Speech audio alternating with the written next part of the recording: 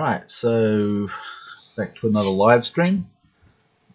We were going to be processing some geopolitical moves. Now the problem is that Microsoft Excel is not necessarily going to be the best place for live stream storage of information. So what I'm imagining I'll be doing is I'll be creating the paint.net version of the storage. So I'll be taking and copying from Excel and pasting into paint.net, and then they'll remain in an image form. And at the end of their adventuring contract, if they're hired for a month, for example, by a geopolitical player, that at the end of that month, then I'll take the image files and I will then take it back into Excel, and I'll store it back into Excel. Now, when I store it back in Excel, I'll be able to copy and then paste straight back into Excel, and it will remain remain an image file. So I won't have to necessarily do that again. So storing them off camera effectively is one way of doing it. If there's no modifications to the actual character sheet, for example, then it may be that I can leave them in their home, town, village, hamlet, or farm in Paint, so that if there's no changes to the actual character that need to be recorded in Excel, then I won't do that. It may be that I don't that I use Excel just for storage of updated information, and then it may be that for geopolitical purposes, if there's nothing that is relevant to geopolitical, then I don't need to add extra character detail. It may be that I see that as an enhancement, and it may be that I'll leave it alone, but it may be that by showing off different facets of the characters and things like this, that might be an advantage there. So anyway, what I've been doing just recently, just before I jumped on here, is that I've been creating a system of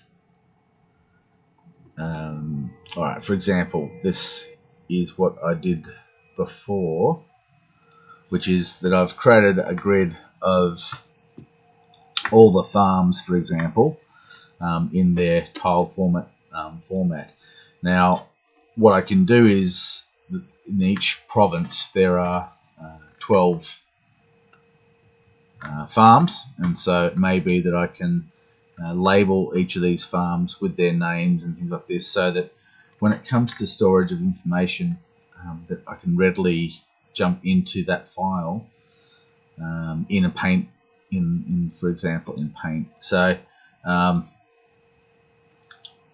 the thing is that with Paint files, they can get quite big quite quickly. So I'm not sure whether or not it's going to be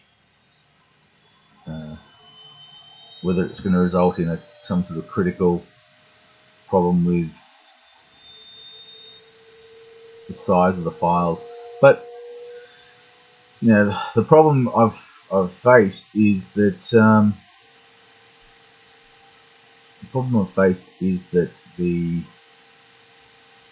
use of Excel and opening some of these large files, especially with say a town. Yesterday I noticed that it was just taking an enormous amount of time to open and close and save, and I'm going to be doing a lot of minor adjustments, and throughout the entire month it may be that I'm going to revisit a town on multiple occasions, and that's just going to be incredibly time consuming, and I don't think it's going to be suitable for a live stream in order to show how it's being processed and such. So anyway, so I'm basically trying to put all of the all of the farms into one. Now I've done the same thing with all of the hamlets into one. Now, when I say all of the hamlets, there are 8 hamlets in. There are 8 hamlets in each province, so I'm going to have 2 of these. Now you might have seen up the side here, I've created this with I've created this in this list, but it may be that the number of layers and such is going to make it a bit extreme. Anyway, so what I'm doing right now is I'm creating, well, because all the fortifications are identical throughout all the different provinces and things like this, that there's no need for me to personalize it any further than, well, it's not going to be, they're all going to be identical until they're modified by the player base. So anyways, we've got the villages, and this one here, for example, is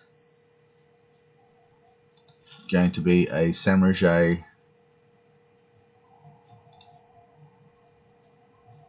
village. So I'm just going to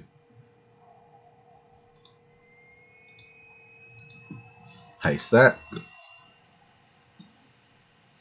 Okay, so Samurai village, and then I need a Caesar 2 village. Now it may be that I can't fit them. It may be that I can't fit them in a like 2 to a page. Now I don't really want to increase the size of the palette, so at the moment that size of palette is doing the job. But anyway, look, I'll try it and we'll see what we can see.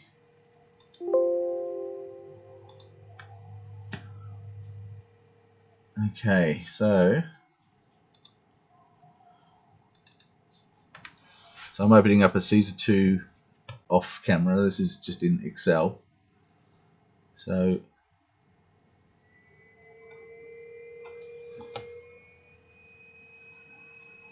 okay, opening up the Caesar 2.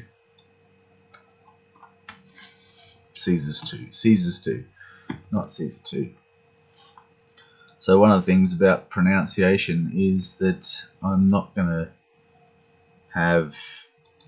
concerned about people saying names the wrong way, but it's really important that we try. We don't just skip on pronunciation, skip on attempting to pronunciate these things properly. This is a unique. This is a unique fantasy world. It's not. Every single fantasy world using different names for different things. They all face the same problem in that it sometimes takes time for people to learn how to pronunciate things. So skimping on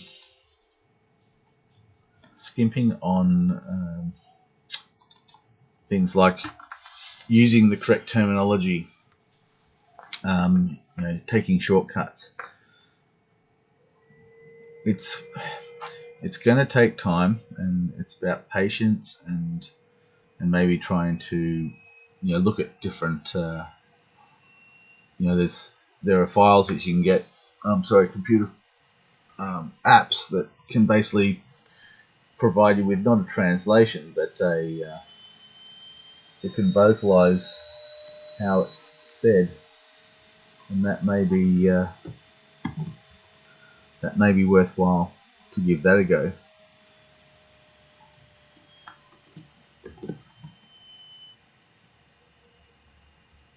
this is a big problem.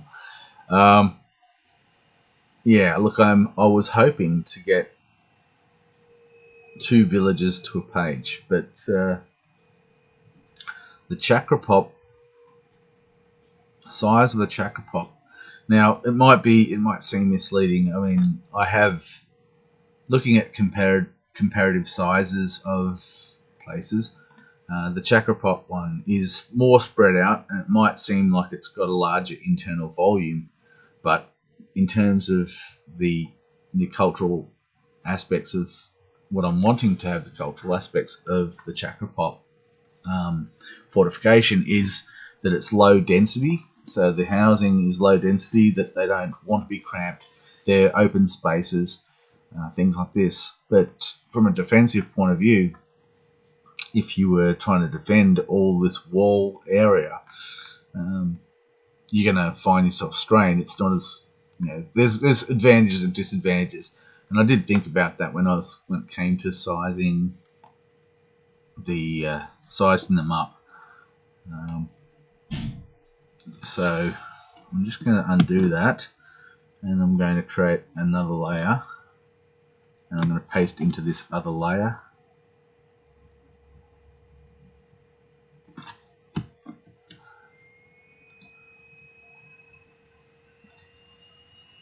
Okay.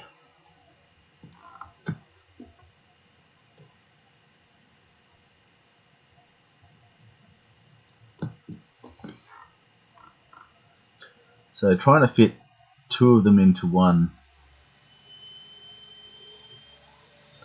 it's making it a little bit cramped, but it does mean that I can have 2 villages on the same page. And also the other thing is that I don't have to do it a second time. I don't have to go searching. So what we've got here is these villages up here I did before. But what I might do is I might do exactly what I did just for uniformity. I'll cut that. Oops. We were on the wrong one, so you got to be careful with layers. I've made so many errors with being on the wrong layer when I've copied and pasted. So this is going to be a real test, because what I'm intending to do with live stream geopolitical moves is I'm intending to record this information using the layers and copying and pasting into a different layer to move things around. So okay,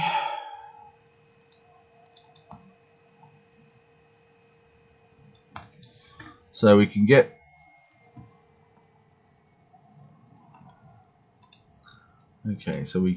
the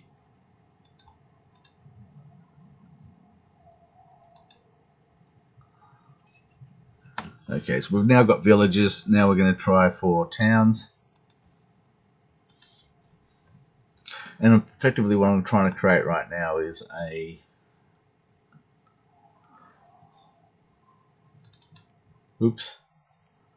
not a farm. Effectively what I'm trying to create is a template, so I can easily go in and open up one of these, and I can create a new use the template to basically generate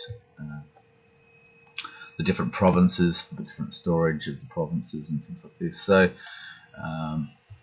there's the 4 starting provinces. Each of these starting provinces is going to need to use this template. It's going to then need to be personalized. Maybe I'm even considering to put the ruins in, so it may be that I start off with this grid. So in this case down the bottom we've got the farms, and so the farm grid, that when I that when I do the, sorry for being off camera,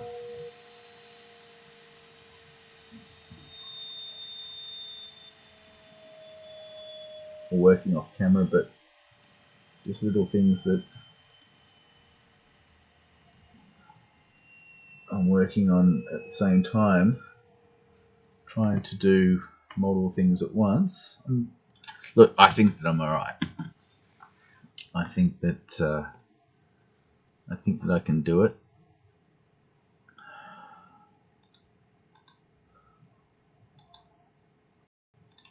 Well, I really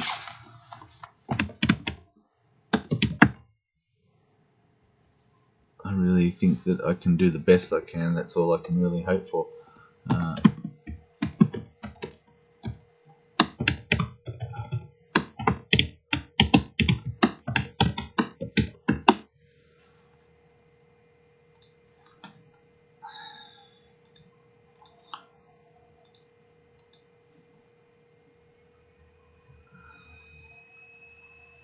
Okay, so pasting. So now we've got, as you can see up the top there, we've got, it says to expand the canvas.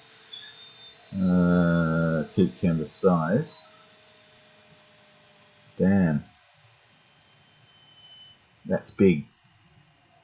However, I'm still determined not to increase the size of this palette.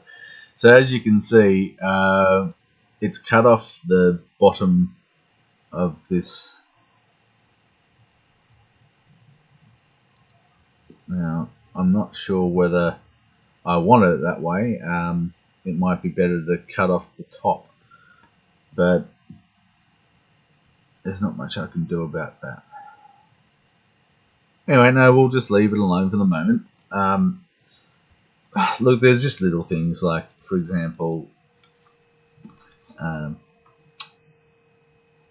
entry to the, what parts of this fortification are most likely going to be modified. It may be that someone wants to put some siege equipment, longer range, heavier hitting at the gate,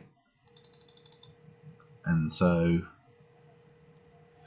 they may focus more of their attention down the bottom compared to up the top here. So it may be that, anyway, I'm going to not let it slide. I'm going to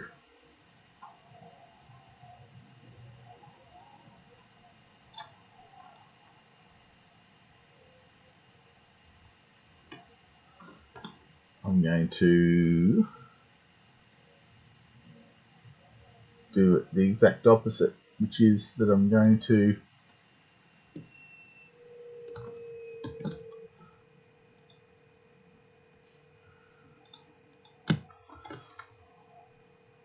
cut off the tip of it, the top. There we go. So now we haven't cut off the bottom. We've got a little bit more space down near the gatehouse. And by having a little bit more space down the gatehouse, it means that we should be able to do some modifications there. Look, if I have to at some point in the future, if I have to increase the size of the palette that I'm using, this is already huge when it comes to the actual size. I believe that we're looking at maybe 2 meters, 2.5 meters, something like that. So it is quite large, and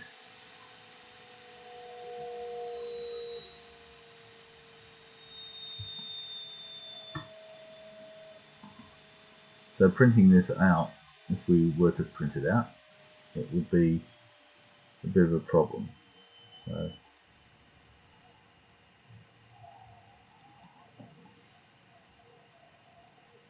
So I didn't make any changes. Look, okay, I have been using auto save functionality with Microsoft Excel modifications and everything like that, because you do get carried away, and trying to, no matter how much you try to keep in mind or remind yourself to save things and keep backups and such, you sometimes fail yourself and don't do that as robustly as you should.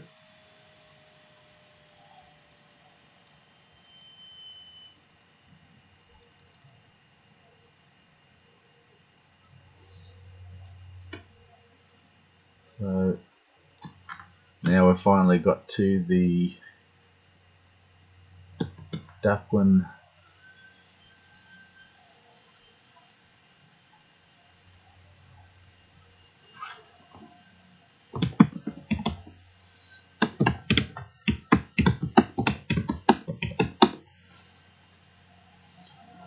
Okay, so Duckwin,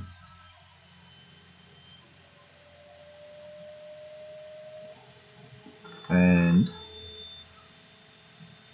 come on. So just like pasting black over the entire surface, and then I've been pasting the fortification into as such. So now what we have, it's just a run through, is we have, well, we can put that at the back so that it's always got something at the back. Anyway, so the first thing is we've got the Saint-Roger town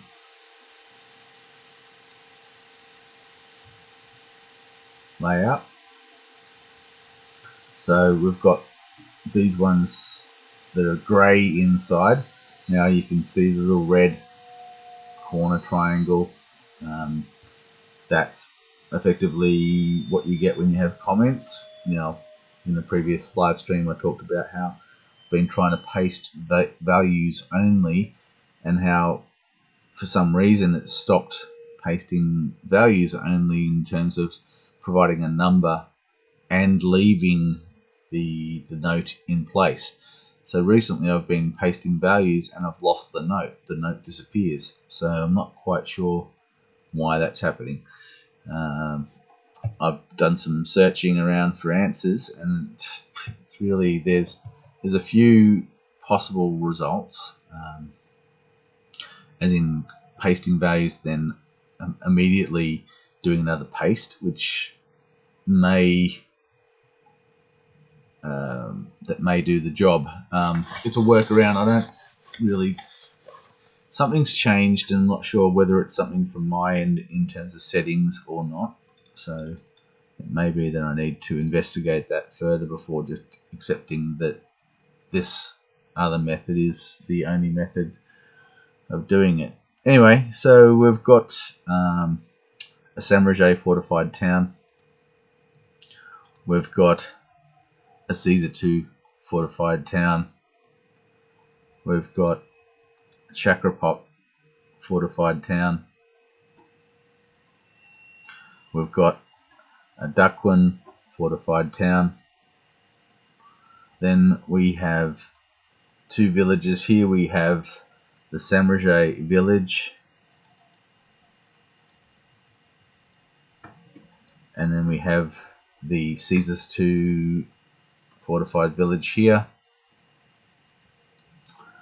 Then we have Chakrapop village here and a Duckwin village here.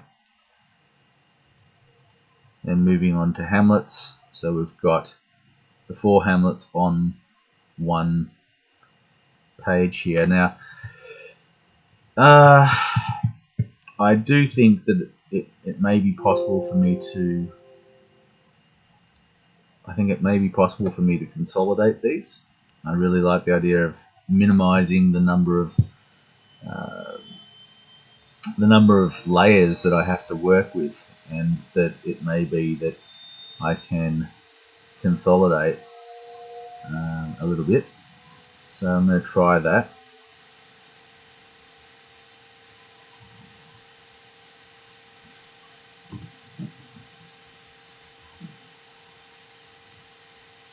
So consolidation.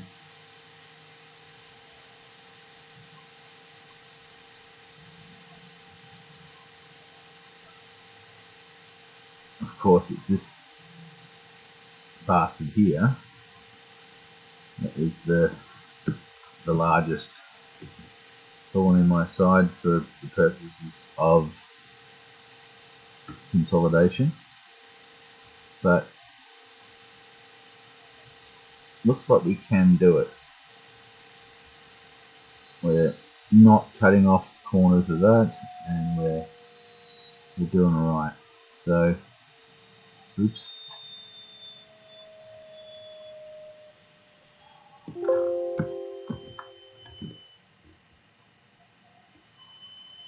Now we've even got enough room for some space beside.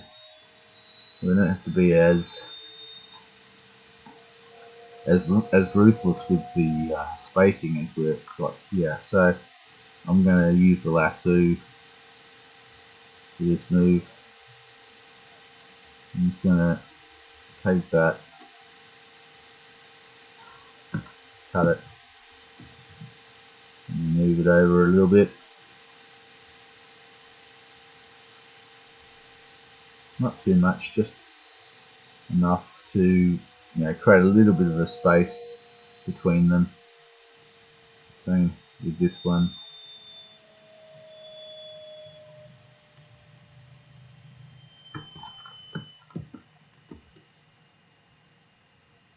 Okay, so I mean it's not much, but it's something. And now I'm just going to get the paint can and paint into these cuttings. Alright, now I'm going to just check to make sure that it's blended. I found that with the lasso that sometimes it's not a crisp cutout, and it sometimes leaves a bit of a residue. So I just sometimes find myself checking these things. Alright, so now I'm going to copy all of that, and then I'm going to paste, and I'm going to move down to here with it. So now we have effectively consolidated the two into one. We've now created all the hamlets. There's 8 hamlets in a province, and so now we have all 8 provinces. All 8 hamlets will be in the same layer. As you can see with the other layers, we have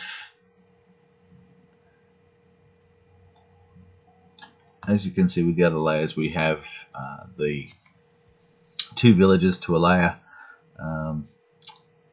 and then we have one town per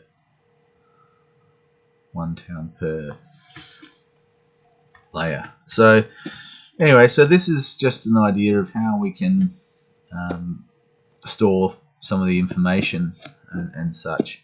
Now,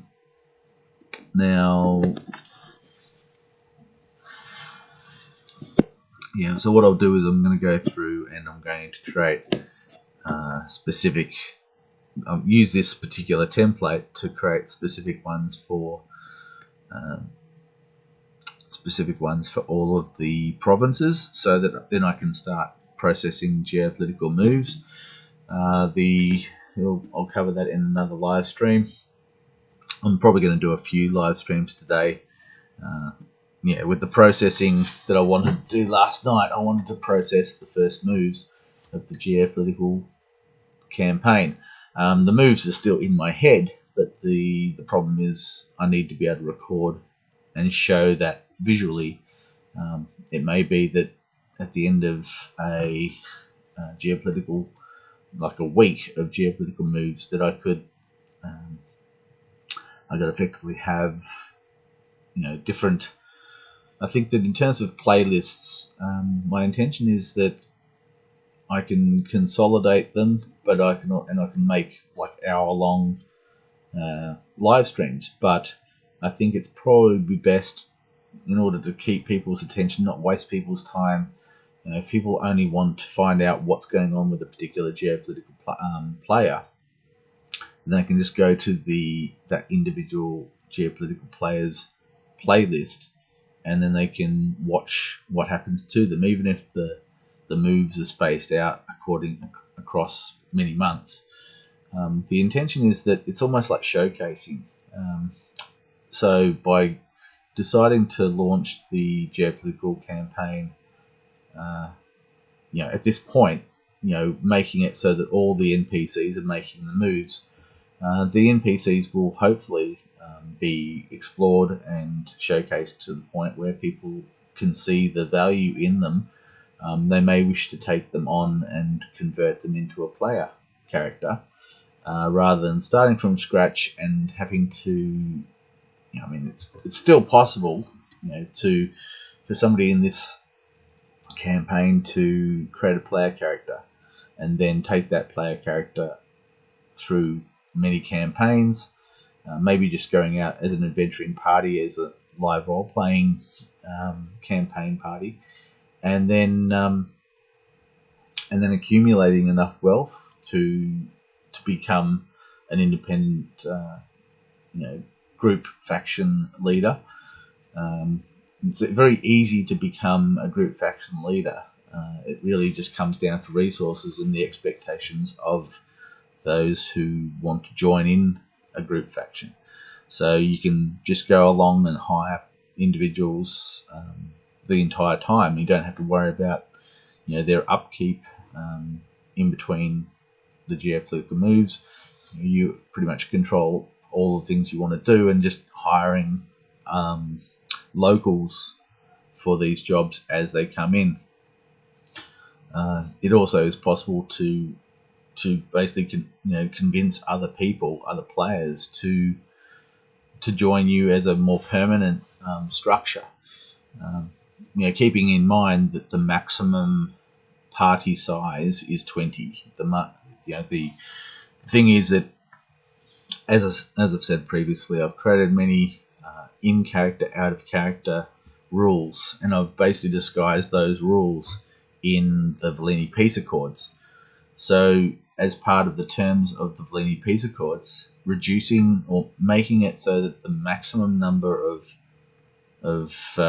united peoples is 20, that the locals have basically enforced that, or they've ensured that that's part of the contract, that's part of the Valini Peace Accords that everyone subscribed to, so that you can't have groups of 100 foreigners coming through the Valini lands during the Civil War. The number of troops coming through was the Valini Peace Accords has forced all of the participants in the reconstruction of Valini. They've forced them all to comply with this, and so by me saying maximum of 20 individuals, that means that if you do have a live event, you cannot have more than 20 people as part of that geopolitical, or as part of that group. So if you've got, it may be that you've got permanent members, and the permanent members are, say 20, but then you've got auxiliaries, people that are hired for a job, and then but they remain associated. They're not bound by any loyalty oaths and things like this. Making it so that it kind of forces it to remain small, and under small the leadership groups and things like this. Instead of having one person, charismatic person, in character, out of character, who's got a group of 50 individuals, it kind of stifles the ability for some people to explore their leadership potential.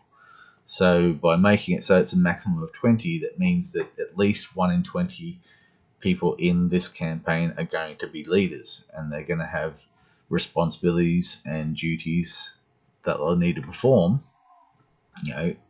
in character duties and things like this. Hopefully, out of character duties will be far reduced. Having 20 individuals trying to organise 20 individuals to get to an event, to do things like fundraising or construction workshops, things like this. If 1 in 20 individuals in a faction or a group or a large, if there's we've got the 4 different imperial factions. So instead of having one large block faction where you've got people burning out from having to do so much work without having any way of formally delegating, by enforcing a 1 in 20 leadership sort of rule, hopefully that's going to prevent some of these faction leaders who have maybe hundreds of people who look to them for direction when it comes to in-character things. Well, out of character, for creating costumes and doing workshops and things like this, the ability to delegate and having it as a formal aspect, I think that's going to be much better than the way that I've seen things like this done before, where it's very difficult to enforce and ensure that people are contributing their time and everything like this, and reducing the overall work for some of these larger group organisers. So anyway, rambling enough. I'm going to end this live stream now, and what I'm going to do is I'll come back with another one which will show the 4 different baronies in this kind of format, with the characters associated with these towns, villages, hamlets and farms. So my intention is to have the actual character on this map here, their character sheet on this map here, so that they can be activated, deactivated, and all these things without referring back to the original, without having to refer back to the original Excel document during a live stream. Yeah, that's a little bit ridiculous to look. I was hoping that it would be possible to do, to keep live updating the characters and things like this, but unfortunately I don't believe it's going to be possible. So anyway, yeah, so what I just did finally just there was to leave enough room for the actual name of the town, village, hamlet or farm. So I've done that with the farms as well. So it should be possible to fit the characters in here as well as the actual maps of the place. And as in terms of what exactly is the point of having so much detail in the geopolitical? Well, I want to make it so that the transition from geopolitical into the live environment is a smooth one.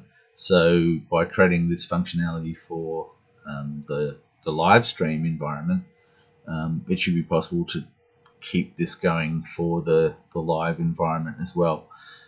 I really do want to have complete compatibility between the character sheets that I'm using in the geopolitical and character sheets that will be used in the live environment, just to have a single method of communicating these things. Anyway, I'll come back later with another live stream. Oh, sorry, and yes, yeah, if you've got any questions, feel free to